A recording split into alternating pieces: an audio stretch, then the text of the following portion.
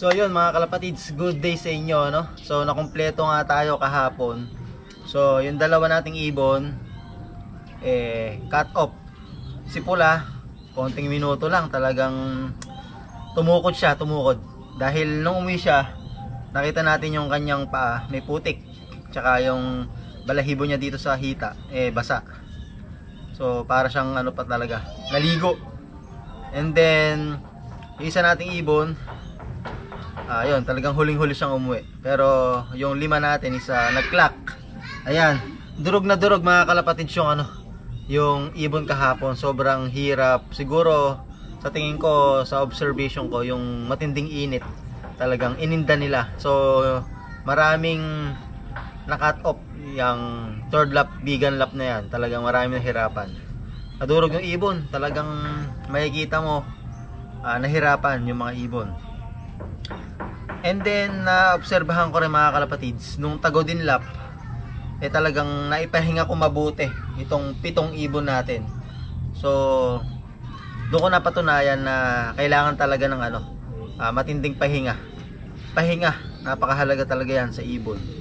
Dahil nung tagodin lap hindi talaga sila masyadong naitos. Itong mga ibon natin na to, hindi natin naitos na maganda yan. Pinahinga lang natin. So yun, naniniwala ako na napakahalaga ng pahinga sa mga ibon. So ngayong Monday mga kalapatids, dahil nadurog sila kahapon, and then ilang araw din sila sa truck, so bibigay tayo ng apple cider, and then honey.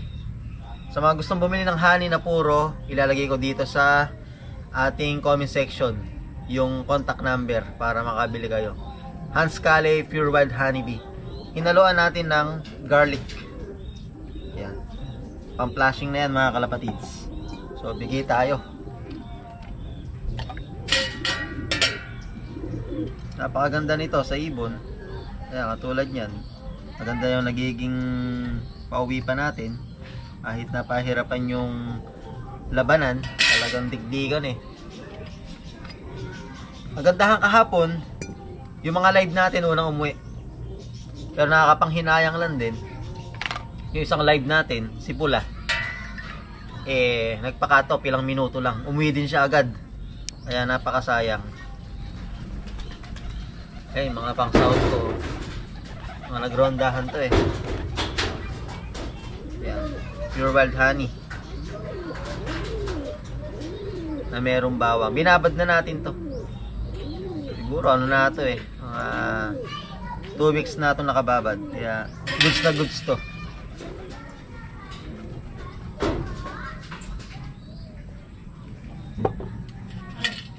Yung isa nating ibon, ibinaba ko muna kasi medyo nagluluha siya. Baka makahawa pa dito. Yung huli nating umuwing ibon, nagluha. So may tama Kaya binaba ko muna, nire-recover natin. Ngayon pagka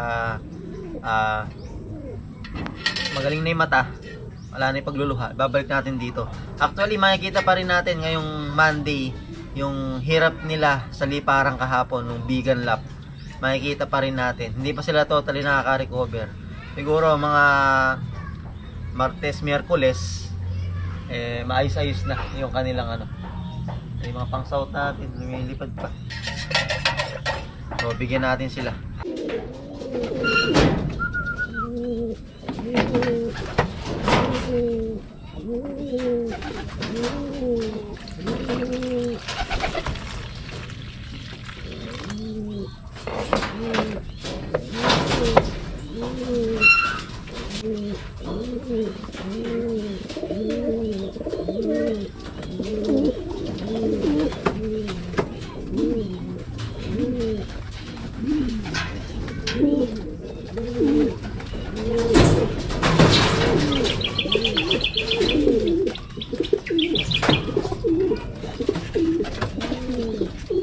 So kung mapapansin nyo mga kalapatids, ayaw pa nilang uminom halos. Yung isa lang ang uminom. Kasi kagabi pagkatapos ko magbigay ng Pure Wild Honey tsaka apple cider, bali 2 days nga kahapon tsaka ngayon, pinalitan ko ng plain water. Kasi kaya ako nagbababad ng inumin, ang kabilin-bilinan ng aking mentor, mag-iwan ka ng tubig sa isang lugar. Ayan, katulad yan, baka uminom na si Pula. Ay, hindi pa. Ayan. So mag-iwan ako ng tubig sa loft. Dahil umiinom yan, bumababa yan.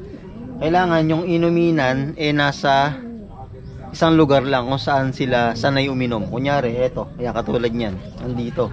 So wag mong babaguhin, dyan lang lagi, para kahit madilim, makakababa sila, makakainom. Then sa umaga, umiinom yan. Kaya siguro hindi pa sila umiinom ngayon dahil nagbigay nga tayo.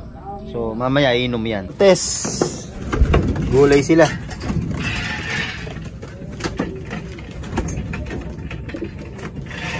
Okay, gulay. Gulay ka, magulay. Hindi puro karne.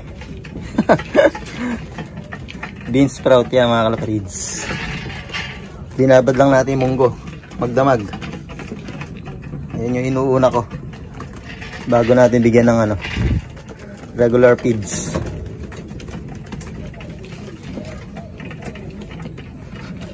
Okay, kain.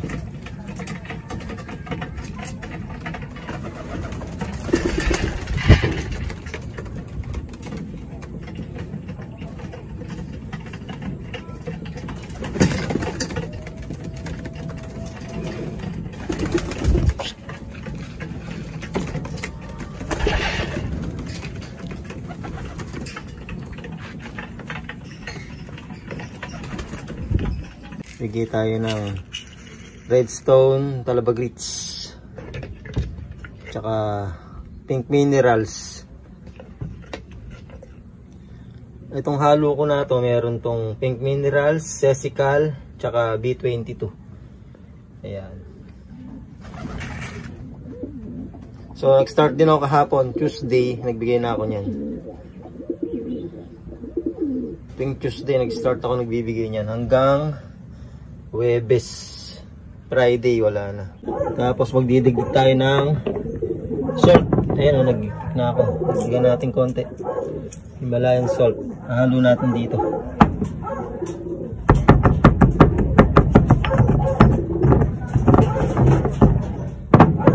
Budburan natin. Para meron sila matuka. Ayan. Hindi naman kailangan marami, basta makapasok lang sa katawan nila, ayos na. Ayan. Dito ko muna inilagay para makapagpahinga kasi yung mata niya medyo nagluluha. Yan yung nagka-cut off kahapon, pero okay na yung dumi niya, yung buo na. Ayun. Pero syempre kailangan pa rin ng matinding recovery, pahinga. Good day mga kalapatid. So sasabay tayo sa mid-toss ng Team HN. Yan. So paghahanda para sa 4th lap to Gigaraw. So ito na mga kalapatids, itong tatlong sunod-sunod na lap ito na ang mahihirap. Lalo na gawa ng may bagyo, smashan. Ayan. Kaya kailangan i-prepare natin mabuti ang ating mga ibon. So sa ngayon okay naman ang kondisyon nila, balik na ang katawan, all goods, magaganda na kilos, masisigla, alisto. Kaya sana pala rin. And then syempre hindi natin masasabi ulit yan. Tulad yan, may mitos. Ang mitos namin is sa pakanan. Hindi ko nasasabihin. Pero pakanan. Dahil, yun nga, sinabi ko nung nakaraang vlog natin, puro kaliwa ang bitaw. Ayan. Bigan, Tagudin, Ilocos na yan. So, puro kaliwa. Nasana yung ibon. Tapos, biglang ikakanan. Kaya, ayan, may hirap ay ibon. So, dun nga ang aming mitos. Kaya, nagpamitos na sa ganun may daan yung mga ibon. And then ayun, siyempre sasabay tayo. So araw ng Miyerkules, siyempre meron tayong ibibigay. Dahil naka-schedule na to Baga, ano na to, kailangan sa conditioning nila. Ayun nga pala, meron ibabalita sa inyo, di ba? 7 sila. So 6 na lang to. Yung isa natin, gawa nung late siyang umuwi at saka nakitahan ko talaga na medyo yung mata niya nagluluha. Medyo namamaga yung talukap. So nung pag-uwi niya, isa binaba ko na agad. Then may sinubo ako sa kanya para dun sa one eye cold. And then kinabukasan, nung kukuhanin ko na sana, ayun, nakita ko is yun, matigas na siya. So hindi ko alam kung ano nangyari sa kanya. Siguro tumukod, may nainom na chemical sa mga bukid, di natin masabi, or virus, di natin alam eh. Kaya bigla na lang siyang nagkaganon eh. So 6 na lang to, nabawasan ng isa yung ating mga ibon. Yun namang nabawas na yun is bali naging 2 na ibutas niya, ng first lap tsaka nitong bigan. Pero nag-day bird siya nung bigan, late lang. So yun, wala tayong magagawa, part of the game, kasama sa karera yan mga kalapatids. So yun, Ideal Fields tsaka Supra Fields. Yun nga pala, sa mga gustong umorder ng Supra Fields, Ideal Fields, ilalagay ko dito sa ating screen yung link ng Shopee. So sabi ko sa inyo mga kalapatids, safe yan pag in-link nyo. Umorder na kayo dyan mga kalapatids, dyan ako kumukuha, legit yan mga kalapatids. Kaya order na kayo mga kalapatids, dyan sa screen natin yung Shopee link. 2, 4, 6. Ayan, kunin natin sila. Oh. Nagpakain ako kanina, konting-konti lang, para sabi ko, pagka ikinarga ko, hindi ganun nabusog na busog. Para hindi naman maisuka yung bibigay natin. Pero sanay na kasi sila eh. Kaya, hindi na sila hindi na naisusuka yung binibigay natin.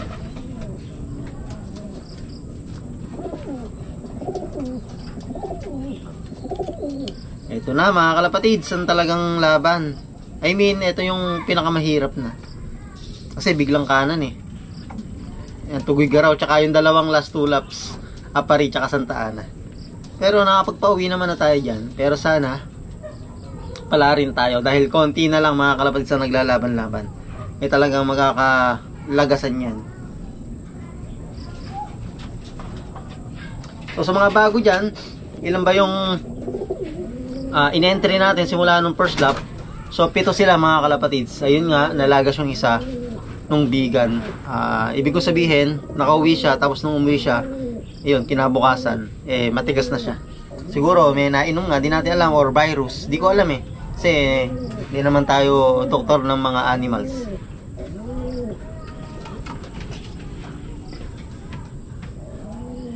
Sa dumi, all goods, buo na. Maganda ang droppings nila. Actually, nakapagpa-low fly na ako kanina. Sumingit ako dahil yung ulan dito is pahinto-hinto, liliwanag, tapos biglang uulan na naman. So sumingit lang ako. Ayun, maganda naman naging low fly nila dahil dumayo sila. So para sa akin, sign yun na nasa magandang kondisyon na sila.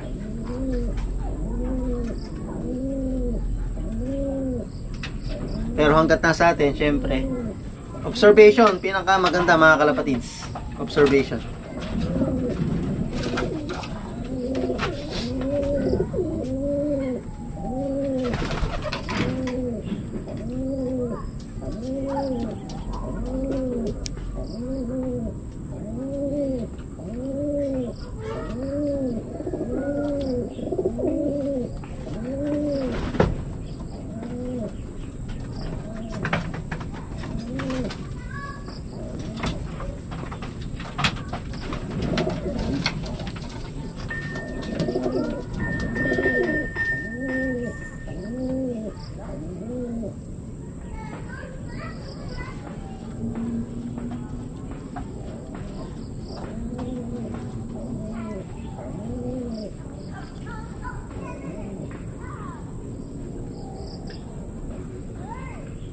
Then lahat ng ginagamit ko mga kalapatid simula nung Lunes, apple cider, ilalagay ko dyan yung link ng Shopee. Order na kayo mga kalapatids. Yan, Monday natin apple cider. Then with honey at saka bawang na blender. Minix ko na yung honey sa bawang para ma-ferment, para yung talagang nanunuot yung ano niya, katas niya. So yun yung Monday natin, bawang. Then yun nga, Tuesday natin, bean sprout, munggo na binabad. So palalabasin natin yung kanyang usbong. Alam niyo yun, parang ugat. Yun, napakaganda nun.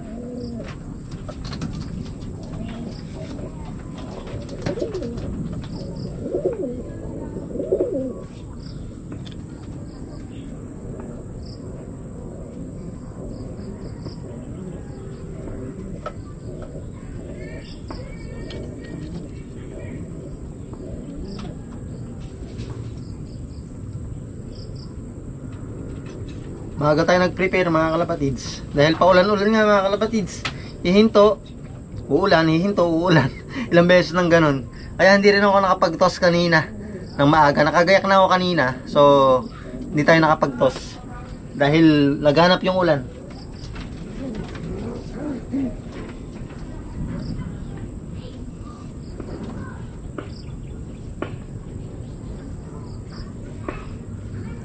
Sana pala rin tayo mga kalapatids.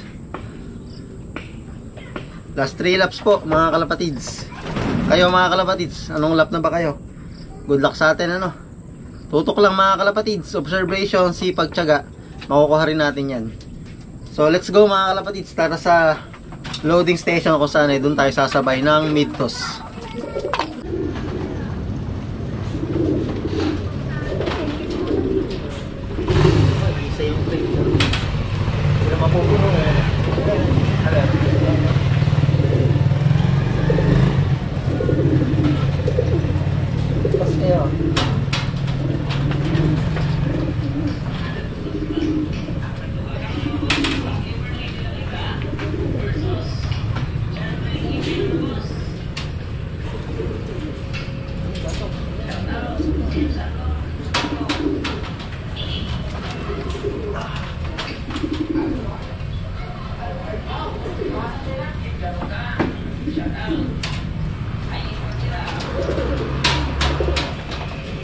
Mga baring, mga nakabili. Mga baring.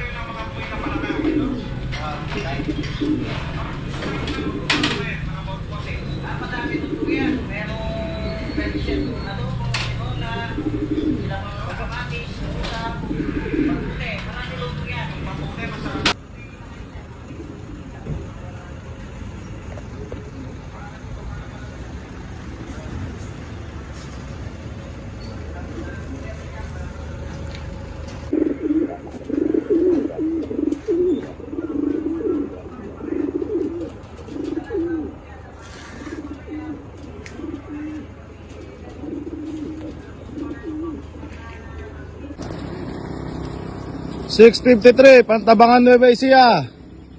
Okay, bitaw.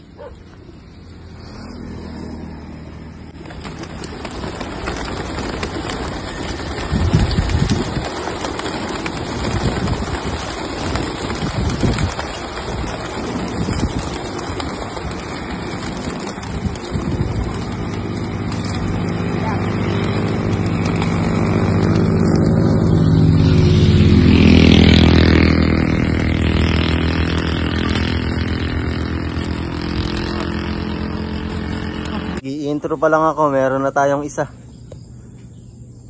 Ayan, from Pantabangan, 6.53. May isa na tayo, yung live natin, ito. So yan mga kalapatids, nagpasabay nga tayo sa pagpagtos ng Team Hain. So 6.53 napakawalan. Ayan, may dumadating na tayo, si Pula. Ayun o, bumabaksak. Ayun, mas may isa na tayong nauna. Ayan, mag-i-intro pa lang ako eh. Uwian na. So abangan pa natin iba mga kalapatid. Ayan si Pula oh.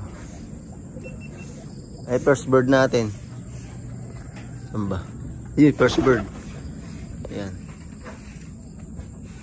from Pantabangan. Paghahanda sa Tugigaraw Lap. Ito na rin si White Flight.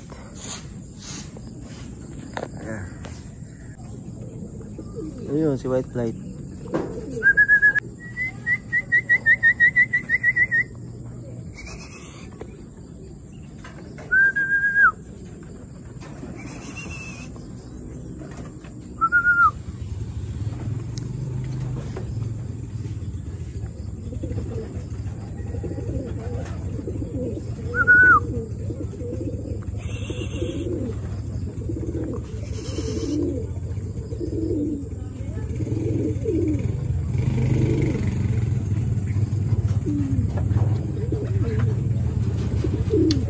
Ito, may isa pa tayo. Hindi pa.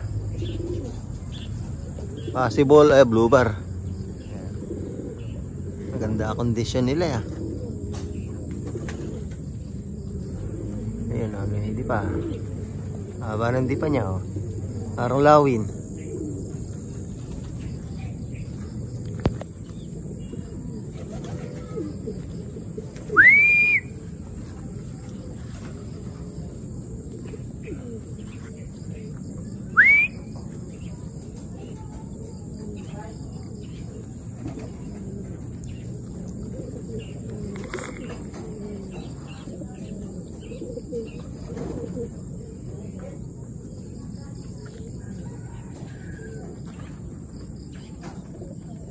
Ay, hindi. Black check pala.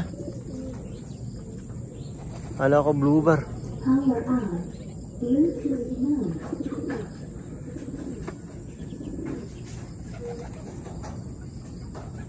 Ayun.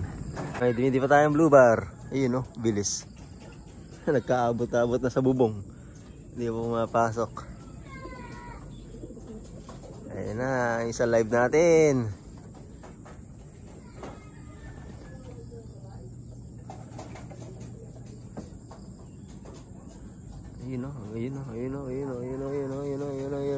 Ayun.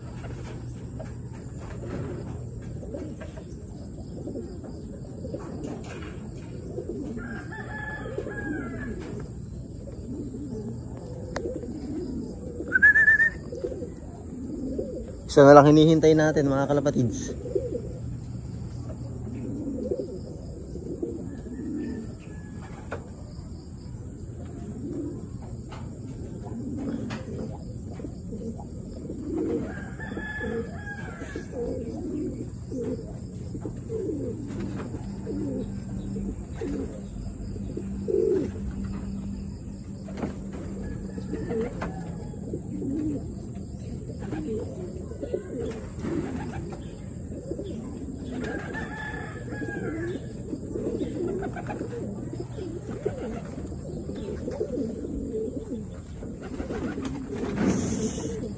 Pinakaba ako ng isa nating live.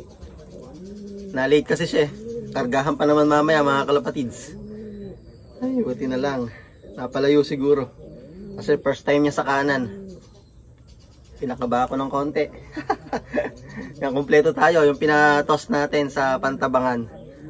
6-6 tayo. Susubo lang ako. Para sa ganun dire-diretso. Ayan.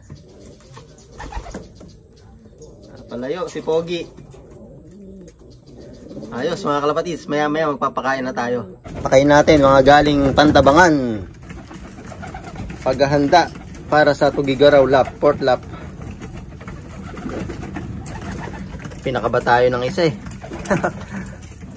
medyo na siguro nanibago dahil biglang kanan yung toss nila buti kompleto sila. Good job.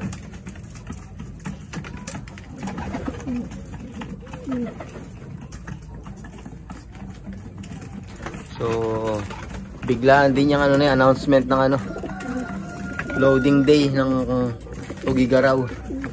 So ginawa ng Huwebes dahil may bagyo, so ililihis yung pagpapakawala. Sana magandang maging panahon kahit papaano sa Tugigaraw Lap. So andyan na yan kasama yan sa karera. Okay, kain.